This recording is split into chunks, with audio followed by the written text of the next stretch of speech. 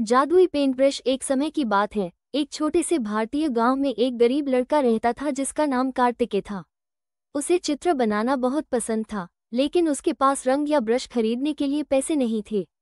वह एक छोटे से डंठल से जमीन पर पक्षियों, पेड़ों और जानवरों के सुंदर चित्र बनाता था।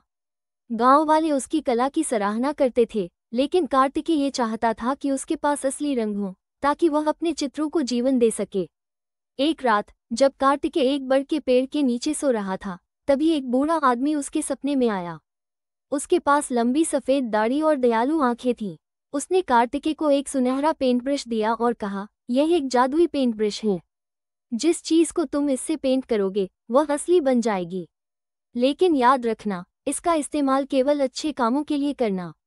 जब कार्तिकेय जागा तो वह हैरान था कि उसके पास वही सुनहरा पेंट ब्रश पड़ा था। वह खुश हो गया और जल्दी से एक मिट्टी की दीवार पर एक छोटा आम पेंट किया। अचानक वह आम असली बन गया। उसने उसे उठाया, उसकी मीठी खुशबू सूंघी और एक कौर लिया। वह बहुत स्वादिष्ट था। कार्तिकेय खुशी से झूम उठा। वह गांव में गया और भूखों के लिए खाना, प्यासों के लिए पानी और गरीबों के लिए गर्म कंबल पेंट किए। लोग उसकी दयालुता के लिए उसे आशीर्वाद देने लगे। लेकिन जल्द ही गांव का लालची जमींदार, किसान मालिक, कार्तिकेय के जादुई पेंट ब्रश के बारे में सुनकर आया। उसने अपने सिपाहियों को भेजकर कार्तिकेय को अपने महल में बुलवाया। मेरे लिए सोना पेंट करो, जमींदार ने आदेश दिया। कार्तिकेय ने सिर हिलाया। ये जादुई पेंट ब्रश लोगों की मदद के लिए है, न कि लालच के लिए। जमींदार गुस्से में आ गया। अगर तुम ऐसा नहीं करते तो मैं तुम्हें बंदी बना लूंगा। कार्तिकेय कुछ पल के लिए सोचा और फिर सहमति जताई। उसने पेंट ब्रश लिया और एक बड़े सोने के पहाड़ को नदी के बीच में पेंट किया। जमींदार की आंखों में लालच चमकने लगा। वह जल्दी से एक नाव में बैठा और पहाड़ की ओर बढ़ने लगा। जैसे ही वह नदी के बीच में पहुंचा, कार्तिकेय ने पानी में बड़ी लहरें पेंट कर दी।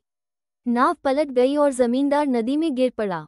वह मदद के लिए चिल्लाया और गांव वाले, जो दयालु थे, ने उसे रस्सी डाली और उसे बचा लिया। उसने अपनी गलती समझी और वादा किया कि वह अब कभी भी लालची नहीं बनेगा। कार्तिकेय ने अपने जादुई पेंट ब्रश का इस्तेमाल लोगों की मदद करने के लिए जारी रखा। उसने बेघर लोगों के लिए घर, खेतों में उगने वाली फसलें और बच्चों के लिए खिलौने पेंट किए। उसकी दयालुता दूर दूर तक फैल गई और गांव सबसे खुशहाल स्थान बन गया। कहानी से सीख, अपने टैलेंट का इस्तेमाल अच्छे कामों के लिए करो और दयालुता हमेशा खुशी लाती है।